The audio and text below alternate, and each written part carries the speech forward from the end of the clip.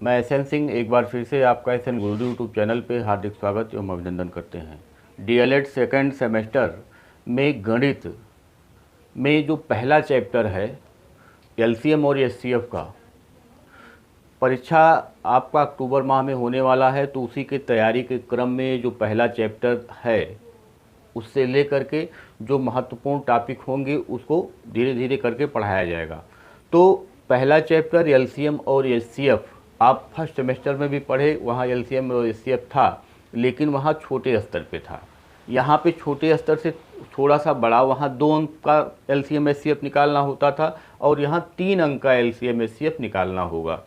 तो थोड़ा सा उसको बड़ा कर दिया गया है, बस यही इसमें अंतर किया गया है। इसके अलावा बाकी सही सब कुछ वही है। जैसे वहाँ 10, 12, 15 का एलसीएम निकालना होगा और यहाँ 120, 240, 360 का एलसीएम निकालना होगा। अंतर केवल इतना आया है कि थोड़ा सा उसको 2 अंकों से 3 अंकों में कर दिया गया है, लेकिन जो आपने प्रथम सेमेस्टर में पढ़ा है सेम वही आपको यहाँ भी पढ़ना है।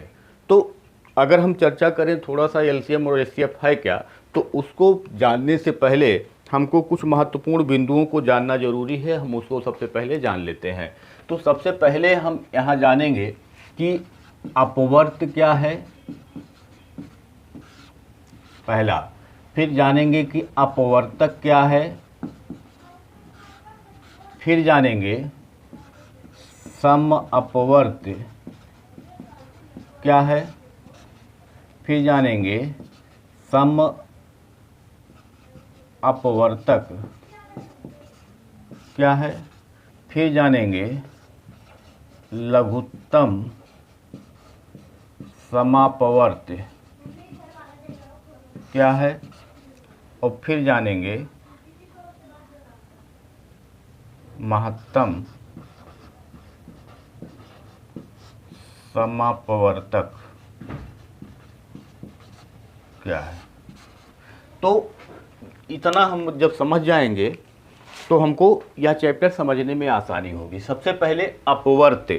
अपवर्त क्या है? अपवर्त को अगर हम समझें तो इसी को कहा जाता है गुणज, और इसको अंग्रेजी में कहा जाता है मल्टीपल। मल्टीपल यानी कि किसी भी संख्या का जो गुणज होता है, जैसे अगर हम कहें कि 4 के गुणज कौन कौन से हैं, तो 4 हो जाएगा, 8 हो जाएगा, 4 3 12, 4 चौके 16, 4 5 20, और डाट डाट डाट ये आगे बढ़ता चला जाएगा।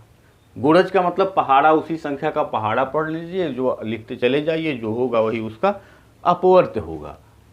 अपवर्तक की जब बात करेंगे तो अगर जैसे हम कहें कि 6 के अपवर्तक कौन कौन है, तो अपवर्तक को ही हम कहते हैं गुणनखंड। गुणनखंड, और गुणनखंड का मतलब होता है फैक्टर। फैक्टर, फैक्टर क्या होता है? जैसे 6 के फैक्टर के बारे में अगर हम बात करें तो 6 1 से भी, जिससे जिससे कटेगा, 1 से भी कटता है, 2 से भी कटता है, 3 से भी कटता है, और 6 से भी कटता है। तो 6 के जो अपवर्तक हो गए वो 1 हो गया, 2 हो गया, 3 हो गया और 6 हो गया, ये उसके अपवर्तक हो गए। अगर हम सम अपवर्त की बात करें तो सम अपवर्त का मतलब ये होता है कि 2 संख्याओं के, जैसे हमने कहा कि एक 2 का और एक 3 का, 2 सम धन अपवर्त, यानी सम माने बराबर, अपवर्त माने गुणज, बराबर गुणज जो होंगे वही। तो 2 के अगर गुणज की हम बात करें कि 2 होगा, 4 होगा, 6 होगा, 8 होगा, 10 होगा, 12 होगा, 14 होगा, इस टाइप से इसके गुणज चलेंगे। और अगर 3 के गुणज की हम बात करें तो 3, 6, 9, 12, 15, 18, ये इस टाइप से चलेंगे। तो सम अपवर्त का मतलब कि इसमें और इसमें जो दोनों में समान अपवर्त होगा वही सम अपवर्त कहलाएगा। जैसे 6 यहाँ भी है और 6 यहाँ भी है, तो पहला सम अपवर्त हो गया 6। दूसरे की अगर बात करें तो 12 यहाँ भी है और 12 यहाँ भी है, ये हो गया सम अपवर्त। दो संख्याओं के जो अपवर्त होते हैं उसमें जो समान अपवर्त होते हैं उसी को समापवर्त कहा जाता है। और समापवर्तक की अगर हम बात करें तो समापवर्तक में जैसे हमने ले लिया 4 और 6, अगर 4 के हम अपवर्तक की बात करें तो अपवर्तक का मतलब गुणनखंड होगा, तो 1 होगा, 2 होगा, 4 होगा। और 6 की अगर बात करें तो 1 होगा, 2 होगा, 3 होगा और 6 होगा। जो इसमें दोनों में जो समान अपवर्तक होगा वही समअपवर्तक होगा। तो समान अपवर्तक जो यहाँ मिलेगा हमको वो 2 यहाँ भी दिख रहा है और 2 यहाँ भी दिख रहा है, यानी कि यहाँ पे जो समान अपवर्तक हो जाएगा वो हो जाएगा 2, और यहाँ पे जो समान अपवर्त दिखा था वो 6 दिखा था और 12 दिखा था। ये हो गया। उसके बाद लघुत्तम समापवर्त की अगर बात करें तो लघुत्तम समापवर्त जैसे हमने यहाँ 2 का निकाला अपवर्त 2, 4, 6, 8, 10, 12, 14, और 3 का निकाला 3, 6, 9, 12, 15, 18, इस तरीके से। तो जो समान अपवर्त होगा यानी 6, 12, फिर 18 मिलेगा, 24 मिलेगा, इस टाइप से आगे बढ़ता चला जाएगा। लेकिन लघुत्तम जो सबसे छोटा अपवर्त होगा वही क्या होगा, लघुत्तम समापवर्त होगा। अगर 2 और 3 के संदर्भ में हम बात करें तो 2, 3 का जो लघुत्तम समापवर्त होगा वो 6 होगा, क्योंकि सबसे छोटा जो अपवर्त हमको मिलता है वही लघुत्तम समापवर्त होता है, यानी 6 हो जाएगा। और अगर महत्तम समापवर्तक की बात करें तो जैसे हमने कहा कि 8 ले लीजिए और 10 ले लीजिए, और इसके जब हम अपवर्तक की बात करेंगे तो 1 से ये कटेगा, 2 से ये कटेगा, 4 से ये कटेगा, 8 से ये कटेगा। अगर 10 की हम बात करें तो ये 1 से कटेगा, 2 से कटेगा, 5 से कटेगा और 10 से कटेगा। तो जो सबसे बड़ा अपवर्तक मिलेगा हमको, सबसे बड़ा अपवर्तक जो मिलेगा, यानी यहाँ भी 2 कामन मिल रहा है हमको, यहाँ भी 2 कामन मिल रहा है, इसके अलावा कुछ कामन नहीं मिल रहा है, तो यानी इसका जो हमको महत्तम समापवर्तक मिलेगा वो हो जाएगा 2। तो हमने चर्चा किया आपसे कि अपवर्त क्या है। तो अपवर्त का मतलब गुणज होता है, यानी जिस भी संख्या का अपवर्त पूछा जाए उसी का हम पहाड़ा पढ़ लें तो वही अपवर्त हो जाएगा। 2, 4, 6, 8, 10, 12 ये 2 के अपवर्त हो गए। अगर अपवर्तक की बात की जाएगी तो अपवर्तक का मतलब गुणनखंड होता है, और गुणनखंड का मतलब होता है कि जिससे वह संख्या कट जाएगा वह उसका गुणनखंड होगा।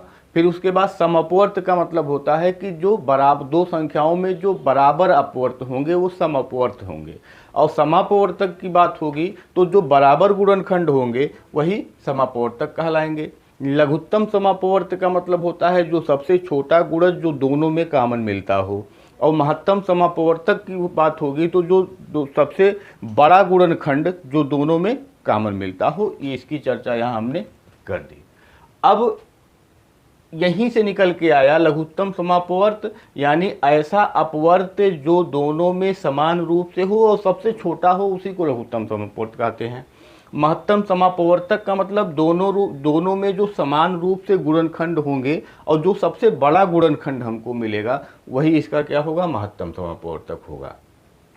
अब यहीं से क्वेश्चन बनता है कि किसी भी संख्या का जो सबसे छोटा अपवर्त होता है वह क्या होता है।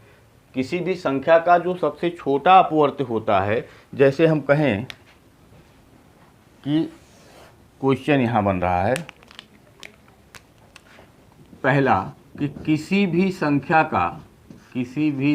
का सबसे छोटा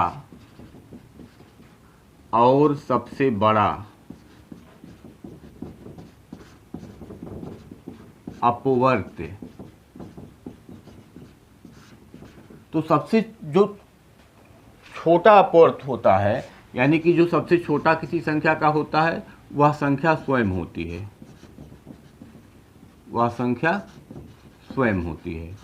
और सबसे बड़ा अगर बात किया जाए कि सबसे बड़ा अपवर्त कौन सा होता है, तो इसको हम कह सकते हैं अनंत, यानी इनफाइनाइट। पता नहीं है क्योंकि हम गुणा करते चले जाएंगे वह बढ़ता चला जाएगा। तो ये आपको ध्यान में रखने योग्य बात है कि किसी भी संख्या का जो सबसे छोटा अपवर्त होता है वह संख्या स्वयं होती है, और जो सबसे बड़ा अपवर्त होता है वह अनंत होता है उसका हम उसकी जानकारी नहीं कर सकते हैं। अगर हम फिर से कहें कि किसी संख्या का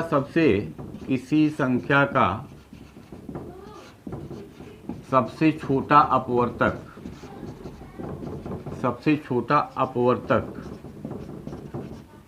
और सबसे बड़ा अपवर्तक, तो अपवर्तक का मतलब गुणनखंड होता है। जब सबसे छोटे की बात होगी तो एक से सारी संख्याएं कटती हैं तो सबसे छोटा एक हो जाएगा। लेकिन जब हम सबसे बड़े की बात करेंगे तो विभिन्न संख्याओं के लिए भिन्न भिन्न यह होगा। किसी भी संख्या के लिए यह क्या होगा, उसका जो अपवर्तक जिससे वो कटता है वही होगा।